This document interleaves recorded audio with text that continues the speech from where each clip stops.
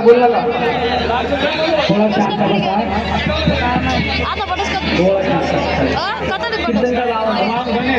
आवाज आवाज कीर्तन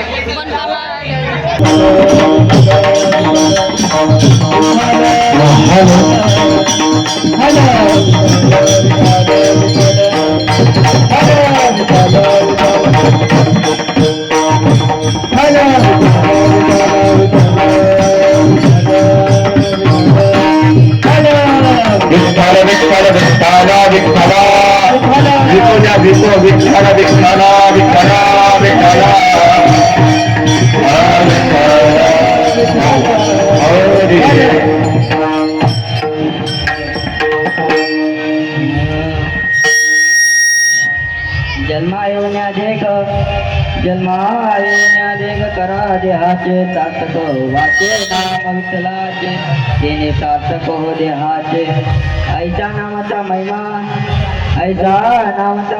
शेष बघिता झाली किमा वाचे नाम विठ्ठलाचे तिने सार्थक हो देहाचे नाम तारक त्रिभुवनी मने नाम यानी वाचे नाम विठ्ठलाचे तिने सार्थक हो देहाचे महायोग पीठे तठे विमरते वरम कुंडलिकाय धातुंगनिद्रे समागत चित्तं समानन्दगन्धं परब्रह्मलिङ्गं भजे पाण्डुरङ्गा करुं प्रथम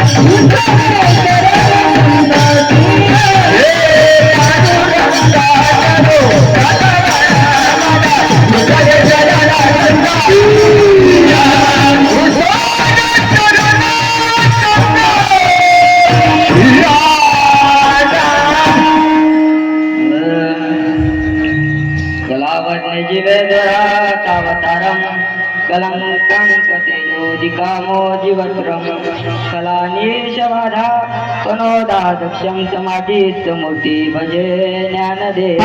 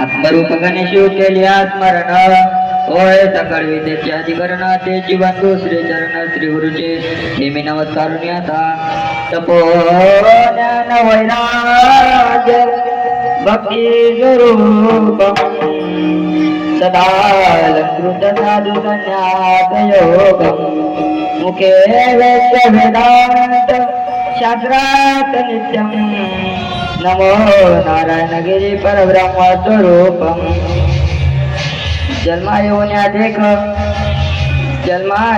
देख करा देहाचे सार्थक वाचे नाम विठ्ठलाचे सार्थक हो देहाचे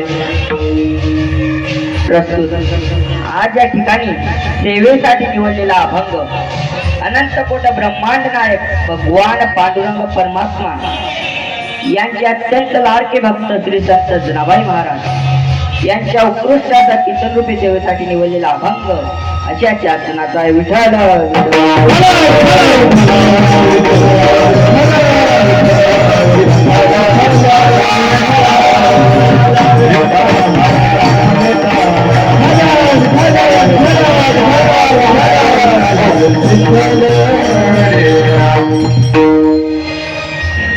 कीर्तनाला हा प्रारंभ करण्या अगोदर माझे एक अल्पसार पर्याय देण्याचे एक महत्वाचे आहे. मंडळ तसेच इथं सर्व बसलेले मायबाप यांच्या सर्वांचे नतमस्तक ठेवतो आणि त्यावेळेला प्रारंभ करतो. चला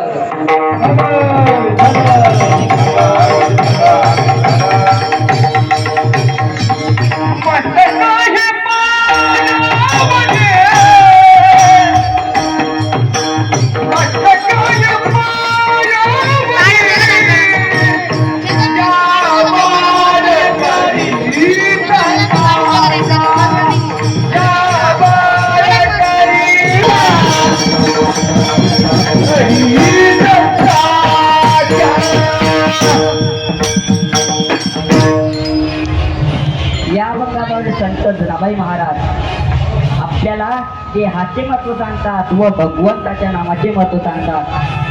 याचा आपण आज सेवेसाठी घेतलेला अभंग त्या जनाबाई महाराजांचा अधिकार किती मोठा आहे. त्या जनाबाई महाराजांनी जर सार काढायला काढली तर भगवान पांडुरंग परमात्मा काय करत होते तेच महाराज त्यांनी सांगतात. सार झाडायचं काढी पुढे जाऊन मी पुढे झाली. जनाबाई सार काढू लागल्या तर भगवान लवकर जाऊन काढायचे. जनाबाई सार काढू लागल्या तर भगवंतांनी सार काढली. भगवंताच्या हाताला फोड आले. जनाबाई महाराज म्हणतात हाता आले ते फोड, आता आले ते फोड जणी म्हणे उसळ सोड. जनाबाई म्हणतात तेव्हा मुसळतोला पण मुलगाने जनाबाईची अनेक कामे केली. एवढा जनाबाईचा अधिकार आहे.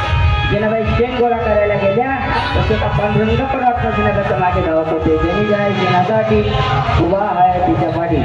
जनाबाई गौऱ्या करून गाठोडे बांधल्यानंतर पांडुरंग परमात्माने काय केले तेच महाराज एका ठिकाणी सांगतात.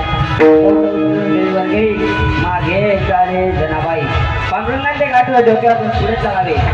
जनाबाई आंघोळीला बसल्या. जनाबाईला विष्णाला पाणी लावावे. तेव्हा जनाबाई सांगावे ए पांडुरंगा मला विष्णाला पाणी नाही. जनी बसली नायाला पाणी नाही विष्णाला. प्रत्येक पांडुरंग पण आपण जनाबाईसाठी पाणी नाही.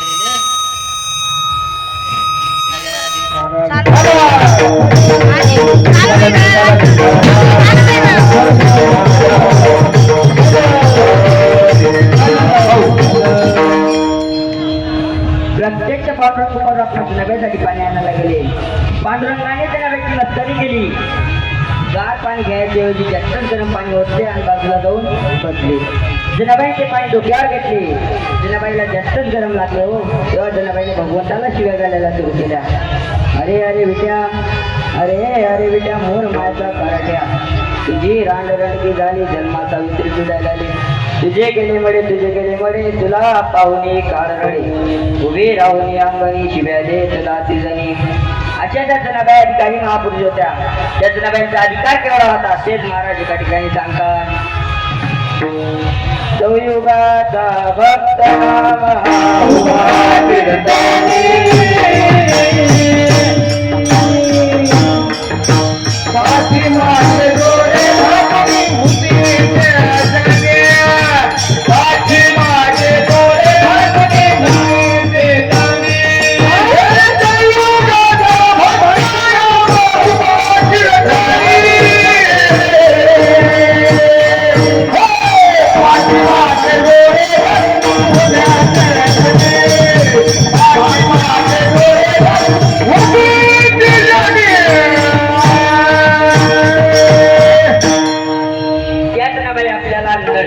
महत्व सांगतात. मनुष्य किती दिवस जगला याला महत्व नाही, जगून काय केल्याला महत्व आहे. 1400 वर्षे चांगले महाराज जगले याला महत्व नाही, जगून काय केल्याला महत्व आहे. माझी माऊली ज्ञानेश्वर महाराजांनी 16व्या वर्षी ज्ञानेश्वरी सांगितली. काही लोक म्हणतात 16व्या वर्षी डोक्याचा आहे असे कोण म्हणतात. स्वामी विवेकानंदांनी 16व्या वर्षी काय केले. छत्रपती शिवाजी महाराजांनी 16व्या वर्षी तो नागा जिंकला. लहान वयामध्ये काय केले याला महत्व आहे हो. पुन्हा पुन्हा अंदाजे नाही तेच तुकाराम महाराज एका ठिकाणी सांगतात. एकळे कल्याणी कोटी कोटी फेरा,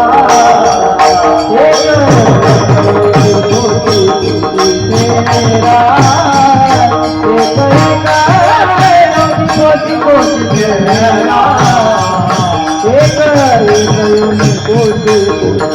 फेरा, कोटी कोटी फेरा, कोटी कोटी फेरा, येता येता कोटी कोटी फेरा, येता येता कोटी कोटी फेरा. मानव कोण नको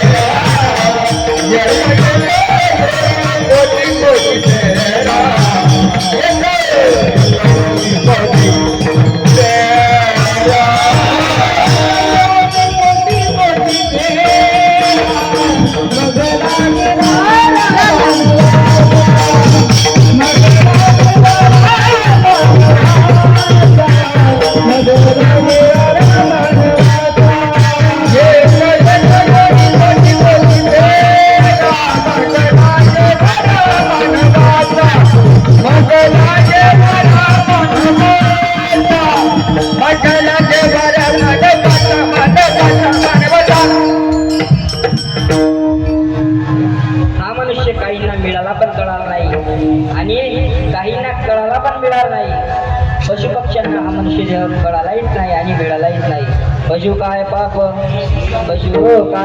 पुण्य जाती उत्तम मध्यम भोग भगवती. त्यांना पाप पुण्य कळत नाही. कुत्री काय कीर्तनाला येतात पहिलं गाडा काय कीर्तनाला येतात का? तुम्ही असं कधी पाहिलं का 10-12 बैलची पंढरपूरला चालले? तुम्ही असं कधी पाहिलं का 10-12 बैल ओट्यावर बसून भजन करताय? त्यात तुम्हीच तर बाकी कीर्तनाला कोण येतो? विठाला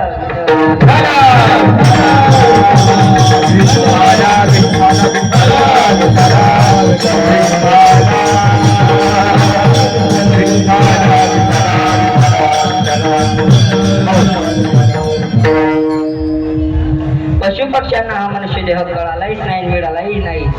स्वर्गातील देवांना मनुष्य देह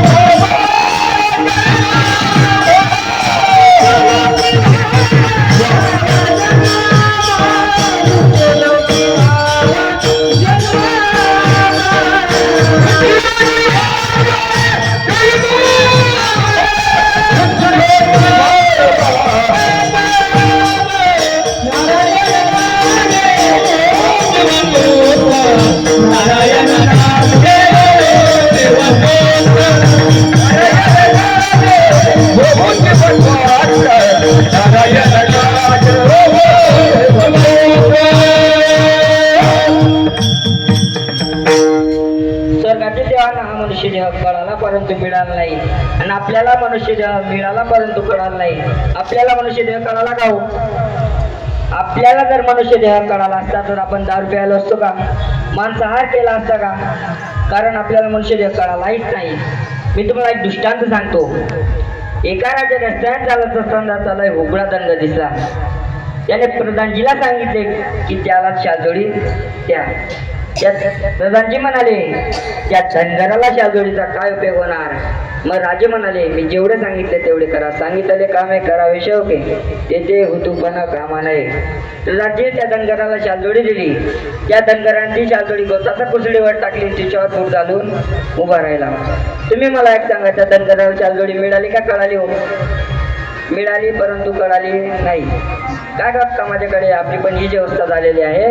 भगवंताने आपल्याला देह कशासाठी दिला आहे आणि आपण कशासाठी उपयोग करतो तेच महाराजाकडे काही सांगतात.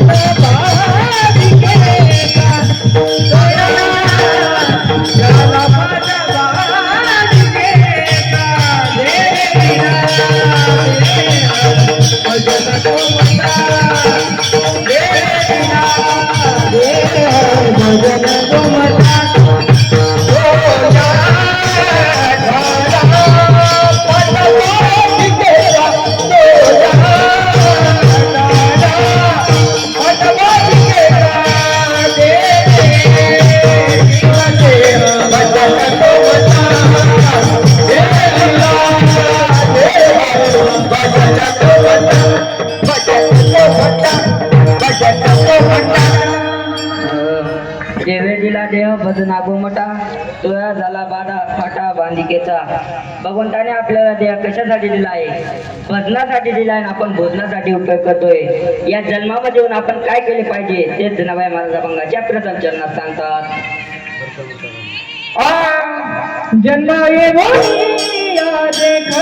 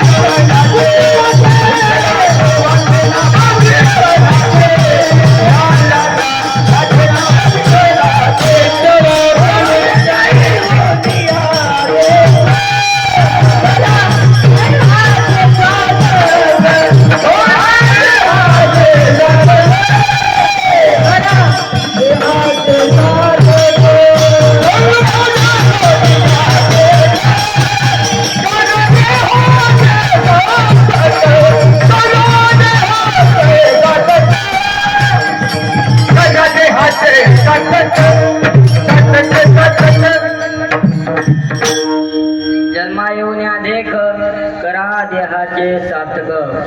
जनाबाई महाराज म्हणतात जन्माला येऊन देहाचे सार्थक करा, हा देह अनमोल कीर्तीचा आहे. तेच एकनाथ महाराज भागवतात सांगतात. दुर्लभ होई मनुष्य देह देईना क्षणा भंगुरा. तुकाराम महाराज म्हणतात हा देह मिळणे अत्यंत दुर्लभ आहे आणि ते मिळणे अत्यंत दुर्लभ आहे. मी तुम्हाला एक दृष्टांत सांगतो. एका राजाचे पोट दुखू लागले. त्याने शिपायांना बोलवले आणि आज्ञा केली की वैद्यांना बोलवून आणा. शिपायांनी वैद्यांना आणले. वैद्यांनी औषधीसाठी जिवंत कावडा आणण्यास सांगितला. शिपाई जिवंत कावडा आणण्यास निघाले. एका नदीमध्ये आंधळा अंघोळ करीत असताना सहज रीतीने वर हात करून टाळी वाजत असताना त्याच्या टाळीत कावडा सापडला. तिथे शिपाईने पाहिले. ते शिपाई म्हणाले, अरे आंधळ्या, तुझा कावडा आम्हाला देतो का? त्या आंधळ्यांच्या शिपायांचा आवाज ओळखला. तो आंधळा म्हणाला, माझा कावडा का तुम्हाला फुकट वाटला का हो? मग ते राजसेवक म्हणाले, तुझा कावडा मला 500 रुपयांना देतो का? त्या आंधळ्याने विचार केले, आपण दिवसभर मंदिरात बसतो तरी साधे आपल्याला कोणी 5 रुपये देत नाही. मग तो आंधळा म्हणाला, माझा कावडा का तुम्हाला 500 रुपयांना वाटला का हो? मग ते राजसेवक म्हणाले, तुझा कावडा मला 5000 रुपयांना देतो का? तो आंधळा म्हणाला, नाही जमणार. ते राजसेवक म्हणाले, तुझा कावडा मला 5 लाख रुपयांना देतो का? त्या आंधळ्याने विचार केले, 5 रुपयांपासून 500 रुपये, 500 रुपयांपासून 5 लाखापर्यंत कावडा द्यायला काय हरकत नाही. घ्या. त्या आंधळ्याने पुढे हात केले. त्या आंधळ्याचा हातातून कावडा उडून गेला. ते शिपाई म्हणाले, अरे आंधळ्या, तुझा कावडा मला मिळाला नाही. तर आंधळा म्हणाला, मी तुम्हाला 5 मिनिटात कावडा आणून देतो. हांडडाचा आठही दिवस टाळी वाजित बसला तरी आता बापाला कावडा सापडला गो. सतत तुकाराम महाराज म्हणतात पावला हा दे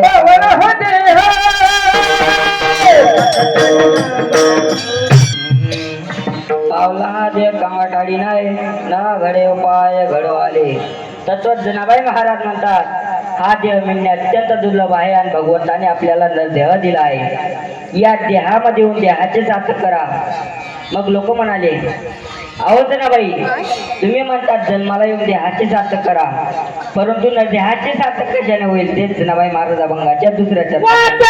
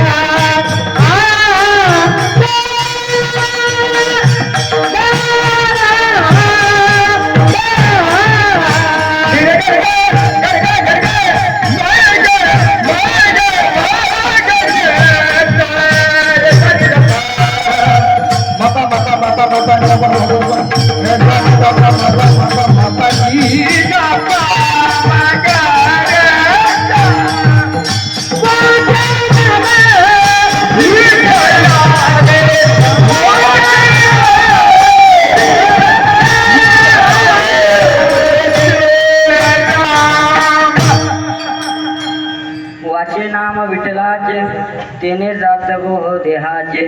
जनाबाई महाराज म्हणतात तुम्हाला जर न देहाचे सार्थक करायचे असेल तर तुम्ही मुखाने विठ्ठल नाम चिंतन करा. विठ्ठल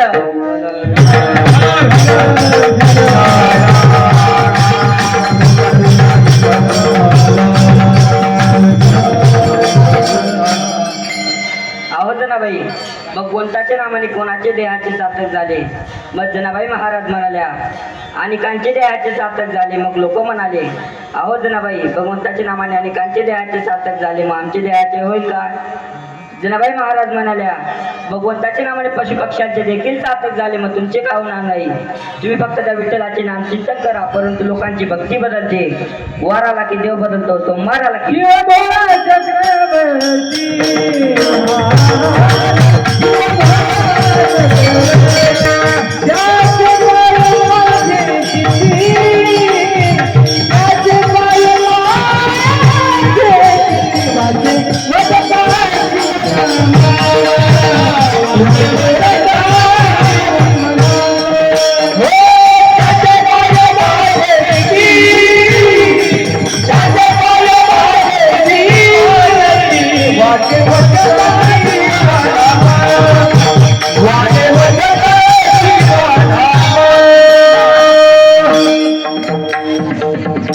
शिवभोळा चक्रवर्ती त्याचे पाय माझे चित्ती.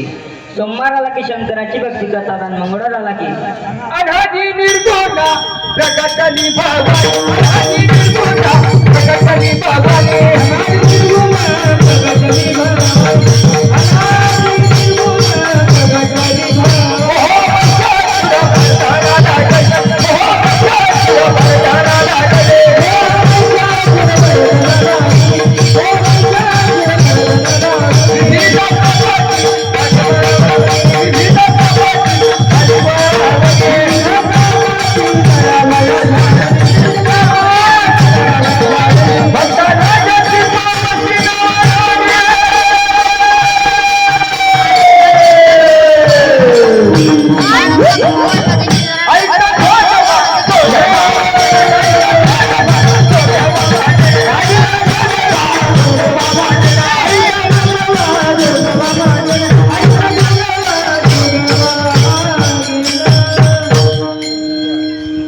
मंगळवाराला की देवीची भक्ती करतात आणि बुधवाराला की एक गाव आम्ही विठोबाचे नाम,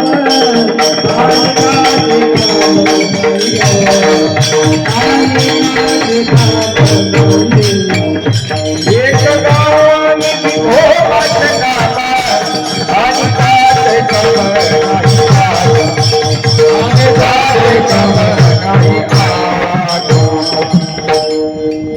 बुधवाराला की देवीची भक्ती करतात आणि गुरुवाराला की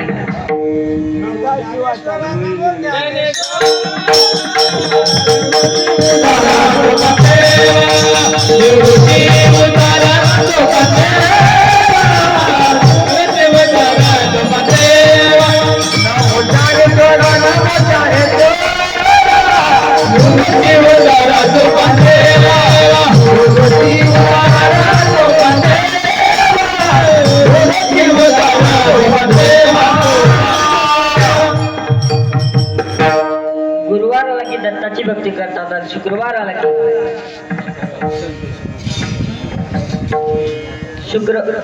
शनिवाराला की हनुमंताची भक्ती करतात. चरण चरण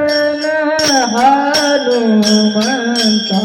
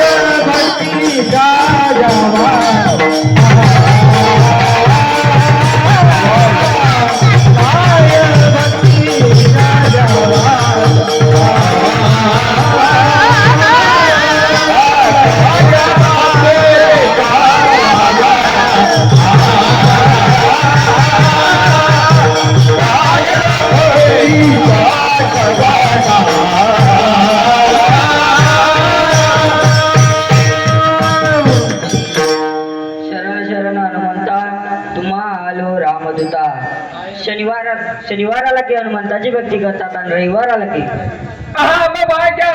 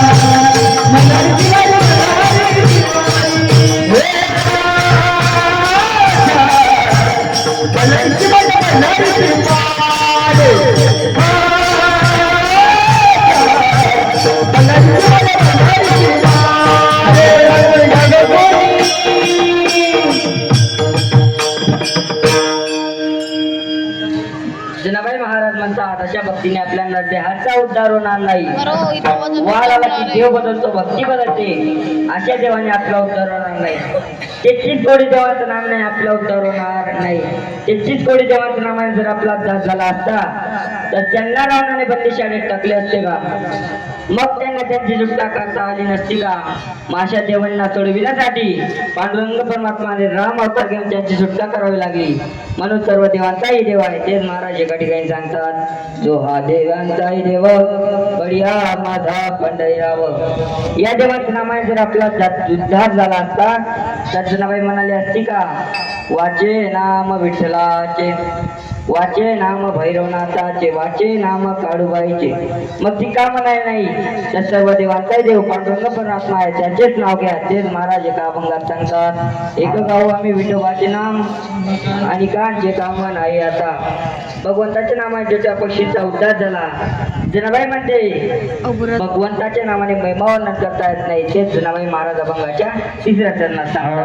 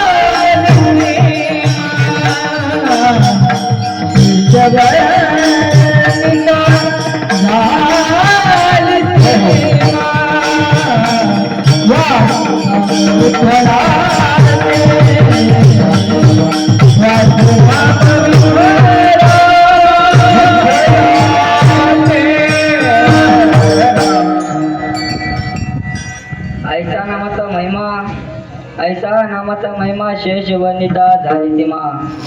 ऐसा नामाचा महिमा तर कैसा नामाचा महिमा. एकदा सेतू बांधण्याचं काम चालू असताना नंदूर सुग्रीव, जागवंत सुग्रीव, हनुमंतराय हे काय करत होते? एका दगडावरती रान, एका दगडावरती म असे शब्द लिहून पाण्यात टाकत होते. श्री रामचंद्र प्रभूच्या नावाने दगड पाण्यात तरत होते.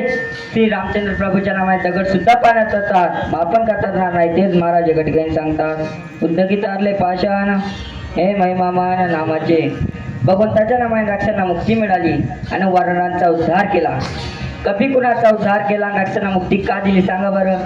ते तर वानर रामाचे जवळ असून त्यांचा उद्धार केला नाही, राक्षसांना मुक्ती का दिली? तेच महाराज एका ठिकाणी सांगतात, नाम चांगले चांगले माझे कंठी राहो भले, कभी गुण उद्धरिले मुक्त केले राक्षसा. राक्षसांना का मुक्ती मिळाली? तर ते नेहमी म्हणायचे, कुठे गेलात राम, कुठे गेलात राम.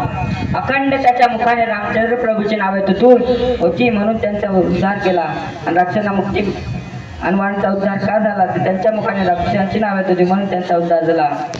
असे देवांना सोडविण्यासाठी एवढा मोठा रामचंद्र प्रभूच्या नामाचा महिमा आहे.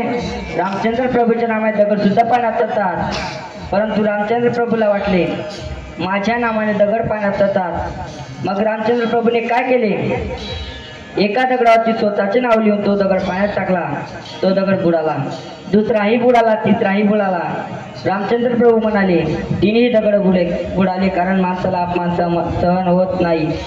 उदाहरणार्थ एक माणूस मोटरसायकलवरून पडला, त्याला किती लागले ते पाहत नाही, त्याला कोणी पाहिले ते पाहतात.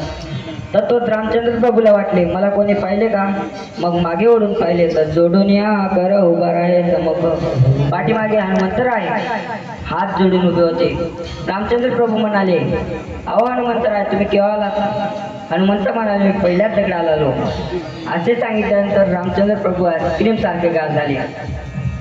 रामचंद्र प्रभू म्हणाले अहो हनुमंतराय तुम्ही राम नाव टाकून दगड पाण्यात टाकतात, तो दगड तरंगतो आणि मी टाकल्यावर का बुडतो. रामचंद्र प्रभू म्हणाले हनुमंतराय म्हणाले प्रभू तुमच्या नामाचा महिमा तुम्हाला कळणार नाही, तुझ्या नावाचा महिमा तुझ नकडे मेघश्यामा. हनुमंत म्हणतात प्रभू तुमच्या नामाचा महिमा फार मोठा आहे. पुष्पदंत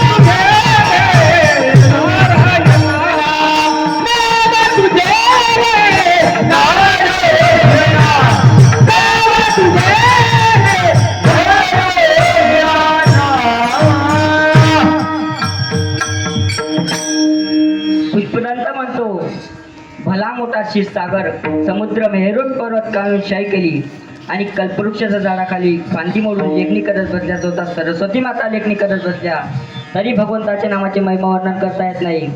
कल्पवृक्षाचे झाड काय तुम्हाला सामान्य वाटणे का हो, तेच महाराज काही सांगतात जे जे इच्छा करू ते ते कल्पतरू पुरविता. कल्पवृक्षाच्या झाडाखाली आपण जे मागतो ते पुरवितो. उदाहरणार्थ मी तुम्हाला एक दृष्टांत सांगतो. एक मनुष्य उन्हाळ्याच्या दिवसामध्ये सरपणाची मुळी घेऊन चालत असताना तो एक कल्पवृक्षाच्या झाडाखाली जाऊन बसला. तो म्हणाला वा वा काय थंडगार सावली, त्या ठिकाणी थोडे थंडगार प्यायला पाणी असते तर बरं झालं असते. लगेच त्या ठिकाणी चांदीचा वाटा टाकले, आता थंडगार असे पाणी प्राप्त झाले. तो म्हणाला या ठिकाणी थोडे जेवायला असते तर बरं झालं असते. लगेच त्या ठिकाणी सोन्याच्या ताटामध्ये 5ही पक्वान तयार झाले. तो जेवल्यानंतर म्हणाला या ठिकाणी एखाद्या झोपायला पोटे असते तर बरं झालं असते. लगेच त्या ठिकाणी कॉट गादी तयार झाली. तो म्हणाला अरे बापरे मी जे मागतो ते लगेच येते, या ठिकाणी भूत तर नाही येणार. लगेच त्या ठिकाणी भूत आले. तो म्हणाला हे भूत मला खाऊन तर नाही जाणार. लगेच ते भूत आहे त्याला पेळासारखे खाऊन टाकले. सांगण्याचे तात्पर्य काय मागावे हे कळाले पाहिजे. त्याने जर त्या ठिकाणी भगवंताची मागणी केली असती तर स्वतः पांडुरंग परमात्मा त्याला भेटले असते. अशा कल्पवृक्षाच्या झाडाखाली स्वतः सरस्वती माता फांदी मोडून लेखणी करत बसल्या तरी भगवंताच्या नावाने महिमा वर्णन करता येत नाही. जनाबाई महाराज म्हणतात भगवंताच्या नामाचे महिमा वर्णन झाल्याशिवाय राहणार नाही. अनंत पापाच्या राशी सुद्धा एका मात्रात जडून खाक होतात. हेच माऊली महाविष्णू ज्ञानेश्वर महाराज हरिपाठात सांगतात. हरि उच्चारणी अनंत पापराशी जातील लयाची जन्माचे. ज्ञानेश्वर महाराज म्हणतात हरीचा उच्चार केल्यानंतर पापाच्या राशी सुद्धा एका मात्रात जडून खाक होतात. ज्ञानेश्वर महाराज आपल्याला एक दृष्टांत सांगतात. तो मी तुम्हाला सांगतो. मी फालतू विनोद करत असतो. कीर्तनामध्ये शास्त्रार्थ वैराग्य ज्ञान अगरबत्तीचा घमघमाट. लांबचा जवळ असला की माणसं मान जास्त असतो. लांब जवळ देव बराबर, गाव जवळ आधान, घर जवळ गदा. हा जवळ दूरचा होता. लांबचा जवळ असला की माणसं मान जास्त असतो. गाव जवळ असला की अर्धा मान असतो. घरचा जवळ असला की सासूबाई सारखे काम लावत असते. मान राहत नाही म्हणून घर जवळ गदा. हा जवळ मुंबईचा दूरचा होता. एके दिवशी सासरे बाप पंत्या लावत होते. जय बापू म्हणाले, अहो मामा तुम्ही हे काय करतात? मामा म्हणाले, सूर्याची पिलू आहे. जय बापू म्हणाले, आमच्या मुंबईमध्ये मोठा सूर्य होतो, आमच्या मुंबईमध्ये सूर्याची पिलू कधीच पाहिले नाही. कारण मुंबई शहर गावामध्ये पंत्या लावण्याची पद्धत नसते. शहर गावामध्ये आकाशकंदील लावण्याची पद्धत असते आणि खेडेगावामध्ये पंत्या लावण्याची पद्धत असते. जय बापू म्हणाले, आपण जर मामाकडनं सूर्याची पिलू मागितलं तरी मामा देणार नाही. मग आपण काय करावे? मामा झोपले की दुसऱ्या दिवशी ते सूर्याची पिलू लपवून ठेवू. दुसऱ्या दिवशी ते सूर्याची पिलू त्याने गवताच्या वडीमध्ये लपवून ठेवले. आणि काय बघता, वडई पेटली. मामा ओरडले, गाव धावा धावा, गावातील शेजारी पाजारी सर्व लोक गोळा झाले. आणि मात्र जय बापू वडईच्या चारही बाजूने डुंकून पाहू लागले. मामा म्हणाले, अहो जय बापू काय वेळासारखे इकडे तिकडे पाहतात? जय बापू म्हणाले, अहो तुम्ही गप्प बसा, तुमच्या वडईमध्ये माझे सूर्याचे पिलू जरून खाक झाले असेल. सांगण्याची तात्पर्य, एवढ्या छोट्या सूर्याची पिलूने एवढी मोठी गवताची वडी एका शन्मतात जळून खाक केली. तेच माऊली महाविष्णू ज्ञानेश्वर महाराजांसाठी पाठात सांगतात, तृणगडी वेळे समरस झाले तेथे नामे केले दंडाळी. ज्ञानेश्वर महाराज म्हणतात, गवत आणि अग्नी एकत्रित आल्यानंतर एका शन्मतात जळून खाक होते. तसेच भगवंताच्या नावाने अनेकांचा उद्धार झाला. वेश्या आणि का भगवंताच्या नावाने कानोपात्रा नावाची वेश्या उद्धारून गेली. तेच महाराज एका ठिकाणी सांगतात, वेश्या ज्याच्या नामे चालेली गणिका आजा मेळा सारिका पापराती. आजा मेळा किती पापी होता तरी सुद्धा त्याचा उद्धार झाला. प्राण जाते वेळी मनोनारायण त्यासाठी विमान पाठवले. भगवंताचं नाव तिन्ही लोकांमध्ये श्रेष्ठ आहे. तेच महाराज एका ठिकाणी सांगतात, उत्तम आहे उत्तम सर्व वरिष्ठ नाम श्रेष्ठ श्रेष्ठ तिन्ही लोक. भगवंताचं नाव तिन्ही लोकांमध्ये श्रेष्ठ आहे. जनाबाई महाराज म्हणतात, या संसार सागरातून आपल्याला नामाचं तारील. तेच जनाबाई महाराज नाम तारक त्रिभुवनी, नाम तारक त्रिभुवनी,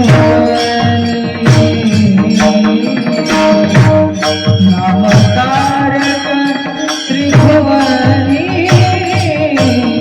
नाम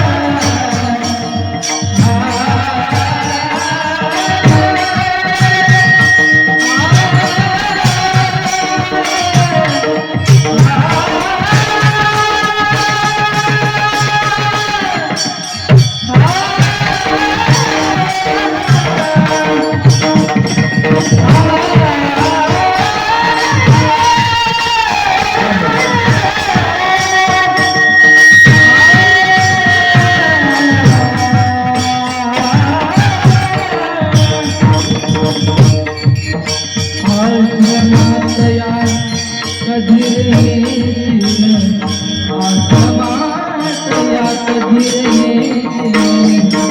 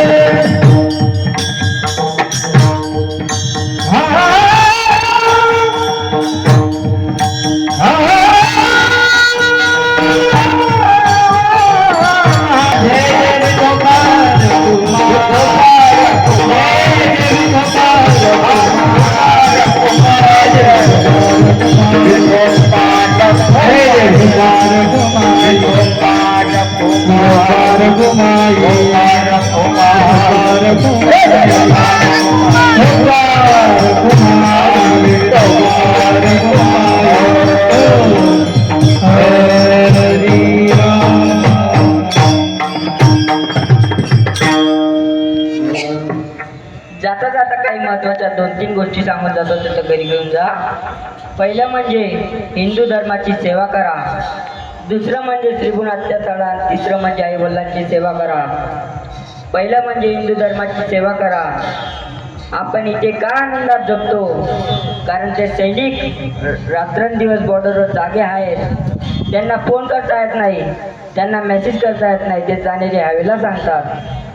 ए गुजरने वाली हवा बता, मेरा इतना काम करेगी क्या, मेरे गाँव जा, मेरे दोस्त को सलाम दे, वही थोड़ी दूर है घर मेरा, वहाँ रहती है मेरी बूढ़ी माँ, मेरे माँ के पैरों के छू के तू उसे अपने बेटे का नाम दे. म्हणून दादा हिंदू धर्माची सेवा करा. दुसरं म्हणजे त्रिगुण हत्या करा. अहो दादा, त्रिगुण हत्या फार वाढू लागली. वडील आणि आजोबा जेव्हा आईने आपल्याला जन्म दिला ना, तिचे उपकार कधीच फिटणार नाही. जन्म दिला आईने मला, उपकार हा मोठा झाला.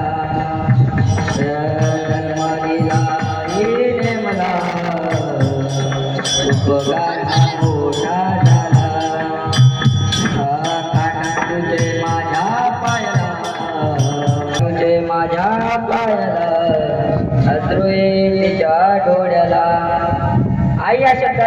काय असतो? आ म्हणजे आत्मा आणि ई म्हणजे ईश्वर, हे दोन्ही शब्द मिळून आई शब्द बनलेला आहे. आई हा मायेचा सागर आहे. आई माझी मायेचा सागर, दिला तिने जीवनाधार, माझी मायेचा सागर, दिला तिने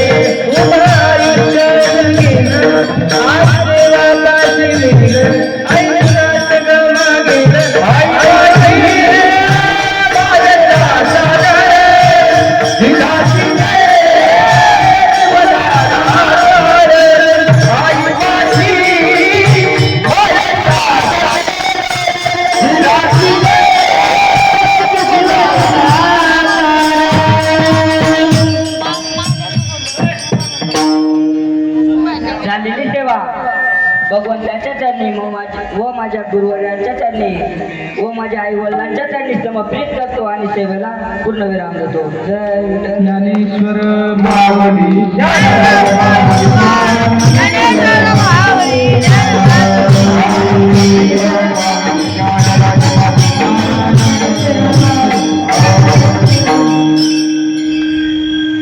आपला ग्रामदैवत भगवान शनीश्वराच्या आशीर्वादाने आपल्याच गावातील कौतुक करावं असं वाटतं. सगळ्यांचे परिचयाचे असणारे हरिभक्त परायण बोलतो मी त्यांना, चोडामन अण्णा.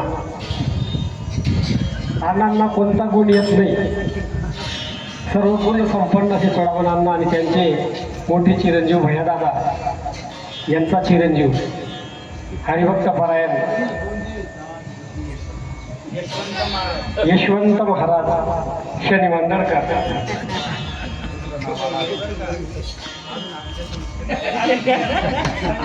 तुमचा अधिकारी अजून तर असे आपले यशवंत महाराज वारकरी शिक्षण संस्था श्री संत शंकरजी महाराज टाकडीकर जळगाव टाकळी येथे हा सुपुत्र आपला शिक्षण घेत आहे. सगळ्यांच्या आशीर्वादाने 1 वर्षापासून त्याचं अध्ययन चालू आहे त्या ठिकाणी. हरिभक्त परायण परमपूजनीय स्वप्नीलजी महाराज यांच्या आधिपत्याखाली ते शिक्षण घेत आहेत. असो, त्याच्या वयोमानानुसार त्याने अगदी सुंदर पद्धतीने निरूपण केलेलं आहे. मायबापू हे त्याचं दुसरंच कीर्तन आहे. अण्णांनी सांगितलं आम्हाला त्याचं दुसरंच कीर्तन आहे आणि त्याच्या दुसऱ्या कीर्तनाची सेवा आपल्या गावामध्ये या परम पवित्र भगवान शनीश्वराच्या वास्तव्यात झाली आणि तुमच्यासारख्या मातापित्याचे आशीर्वादही त्याला लाभणार आहे. तो चांगला मोठा हो या नारदाच्या गादीवरून त्याला आशीर्वाद देतो सगळ्यांच्या वतीने आणि त्याच्या गावाच्या वतीने जाहीर आशीर्वाद देऊन आभार मानतो. त्याच पद्धतीने एक छोटासा आपलं कर्तव्य, आद्य कर्तव्य, शिष्याच्या घरी गुरु पदार्पण झालेलं आहे, त्यांचं आगमन. त्या गुरुवर्यांचं सुद्धा आपल्या गावाच्या वतीने भजनी मंडळाच्या वतीने सत्कार होणं यथोचित आहे. हा राहील परमपूजनीय हरिभक्त परायण स्वप्नीलजी महाराज यांनी आमच्या गावाच्या वतीने सत्कार स्वीकारावा अशी मी त्यांना सगळ्यांच्या वतीने विनंती करतो. सर्वांना अण्णा सत्कार करा.